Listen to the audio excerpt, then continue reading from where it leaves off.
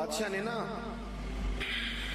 ارادہ کیا کہ میں نے اپنے بچے کو سپہ سالاری بھی سکھائی ہے، گھوڑ سواری بھی سکھائی ہے، نیزہ بازی بھی سکھائی ہے، میں چاہتا ہوں دین بھی سیکھ جائے۔ ایک بڑے زبردست عالم تھے، ان کے ذمے لگایا کہ آپ میرے بچے کو دین کا علم پڑھائیں۔ انہوں نے مکمل جد و جہد کے ساتھ 7-8 سال میں نا پورا عالم بنا دیا شہزادے کو۔ میری باتوں کی سمجھ آ رہی ہے آپ کو؟ کس کو؟ شہزادے کو۔ کس کو عالم بنایا جی؟ میرا بچہ بھی شہزادہ ہے نا، تو آپ کا بھی شہزادہ ہے۔ تو شہزادہ تو وہ ہونا چاہیے نا جس کو کسی کی محتاجی نہ ہو، اسے کچھ آتا جاتا ہو، لیکن نرا وہ شہزادہ ہی ہو، ویسے اسے کچھ بھی نہ پتا ہو تو زیادہ نہیں چلے گا۔ وہ بادشاہ نے کہا کہ میرے شہزادے کو عالم ہونا چاہیے، عالم کے ذمے لگایا۔ انہوں نے 5-6-7 سال میں نا خوب جد و جہد کر کے مکمل عالم بنا دیا۔ ہارون رشید نے بھی کہا تھا امام کسائی سے کہ میں چاہتا ہوں آپ میرے بیٹے کو پڑھائیں، لیکن میری گزارش ہے کہ میرے گھر آ کے پڑھائیں۔ تو امام صاحب فرمانے لگے یہ نبی پاک کا علم ہے، سب کا سانجھا ہے، جہاں سب کے بیٹے بیٹھیں گے ہارون رشید کا پتر بھی وہی بیٹھے گا، گھر آ کے نہیں پڑھا سکتا۔ ہارون رشید نے اب جواب میں کیا کیا کہ امام صاحب کو نکال دو علاقے سے۔ وہ کہنے لگا حضور میں بھی آزما ہی رہا تھا، میرا بھی دل تھا کہ میں سادے مولوی سے بچہ نہ پڑھواؤں، کسی غیرت مند سے پڑھواؤں۔ اب یہ گھر آیا کرے گا آپ کے، جہاں سارے بچے بیٹھیں گے چٹائی پہ وہیں بیٹھ کے پڑھے گا۔ ہارون رشید ایک دن گزر رہے تھے تو امام کسائی وضو کر رہے تھے اور شہزادہ ہارون رشید کا وضو کرا رہا تھا۔ اس نے لوٹا پکڑا ہوا ہے، امام صاحب کے پیروں پہ پانی ڈال رہا ہے اور امام صاحب وضو کر رہے ہیں۔ ہارون رشید گھوڑے پہ گزر رہے تھے، دور سے دیکھا تو گھوڑا بھگا دیا۔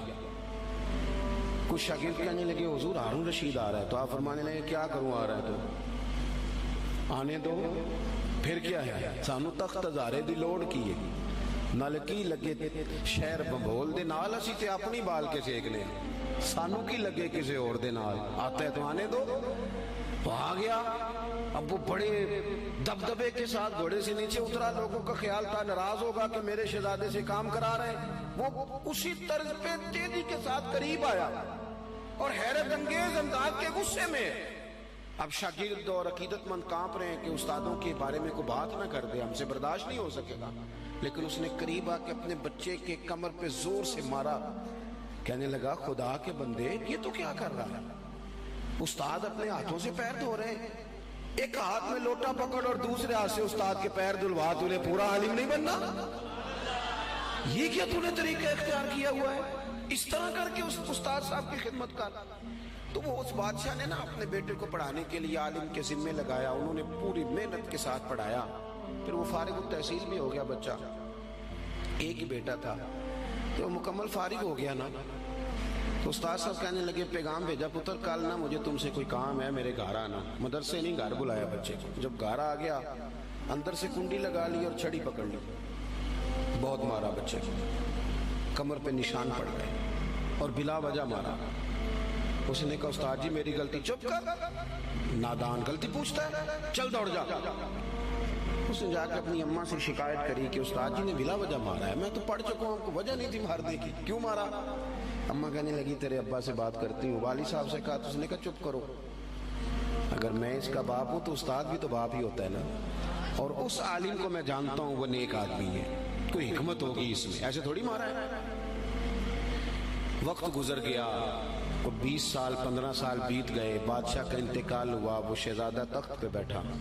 اس نے پہلا حکم یہ دیا کہ میرے استاد صاحب کو بلاؤ۔ اب وہ بیچارے بوڑھے ہو گئے، چھڑی ہاتھ میں پکڑی، جھکی ہوئی کمر، بڑی مشکل سے وہ آئے اور دربار میں آ کے کھڑے ہوئے۔ تو شہزادے نے پہلا سوال یہ پوچھا استاد جی پہلے تو میں بے اختیار تھا، آج اختیار میرے ہاتھ ہے، وہ بتاؤ نا مارا کیوں تھا؟ غلطی کوئی نہیں، زیادتی کری آپ نے اور اتنا مارا کہ میں ابھی تک اس کی درد محسوس کرتا ہوں۔ تو استاد صاحب نے یوں چہرہ اٹھایا، آنکھیں کھولی، کہنے لگے پتر شکر ہے اللہ کا میں ابھی تک زندہ ہوں، اسی دن کے لیے مارا تھا جو آج آیا ہے، یہ جو تو نے مجھے کٹہرے میں بلا لیا ہے نا، ٹھیک کیا، اسی دن کے لیے مارا تھا۔ کہا کیوں، کس وجہ سے؟ سنیں جی سنیں، اللہ آپ کو جزا دے، اسی دن کے لیے مارا تھا۔ کہا کیوں؟ کہنے لگے پتر کتنے سال بیت گئے مار کھائے، کہا کو 20 سال ہونے کو ہیں، فرمایا تو بھولا تو نہیں نا؟ کہا استاد جی میں نے تو پہلے دن ہی آپ کو بلایا۔ کہنے لگے پتر بس مجھے پتا تھا ایک دن تو نے حکمران بننا ہے، تو بے اختیار تھا نا، میرا کچھ نہیں کر سکا، آج با اختیار ہوا تو بلا لیا نا، پتر تو حکمران بن گیا ہے، کسی غریب پہ ظلم نہ کرنا، اگر تجھے 20 سال نہیں بھولا تو اسے بھی قیامت تک نہیں بھولے گا، اور جب وہ اللہ کی بارگاہ میں با اختیار ہوگا تو تجھے بلوا لے گا۔ اس لیے مارا تھا کہ یہ جو ناجائز مار ہوتی ہے اس کی درد جاتی نہیں، اس کے نشان روح پہ پڑتے ہیں، دل پر زخم رہ جاتے ہیں۔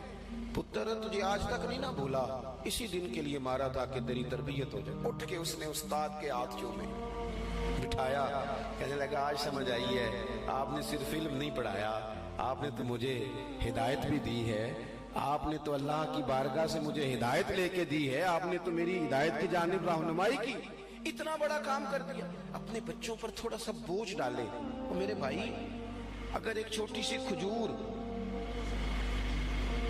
صدقے کی کھجوروں میں سے امام حسین اٹھا کے منہ میں رکھ لے تو محبوب انگلی ڈال کے نکال دیتے ہیں، فرمایا پتر نہیں ہمارے لیے ٹھیک ہے۔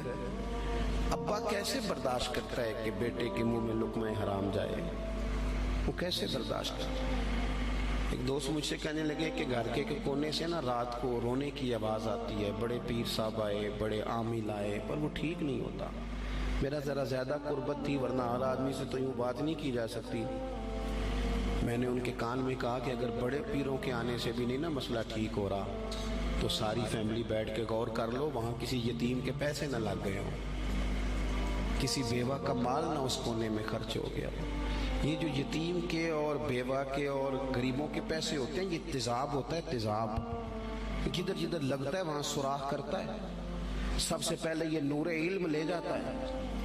اور میری طرح کے لوگ، یہ علماء جو مساجد کے مدارس کے محتمم ہوتے ہیں، ان کو تو اتنا باریک تولنا پڑتا ہے، اتنا باریک، کون سا پیسہ کہاں لگانا ہے اور کس ترتیب سے لگانا ہے اور کس جدوجہد، یہ تو اتنا مشکل کام ہے کہ میں تو بڑی دیر سے میں نے کہا بھائی مجھے بچاؤ اس کام سے۔ یہ اتنا مشکل کام ہے کہ انسان الجھ جاتا ہے کہ کس طرح کر کے ان چیزوں کو رکھا جائے۔ اس طرح جتنے لوگ ذمہ دار ہیں وہ اپنے گھروں کے اندر رزق حلال کے معاملے میں سمجھدار ہو جائیں۔ کیوں کہ میرے نبی پاک علیہ السلام نے فرمایا جو گوشت حرام سے پلے گا وہ جنت میں نہیں جائے گا۔ تو مجھے بتاؤ کوئی چاہتا ہے اس کی اولاد دوزخ میں جلے؟ پسند کرتا ہے؟ تو پھر ان کو رزق حلال کھلاؤ۔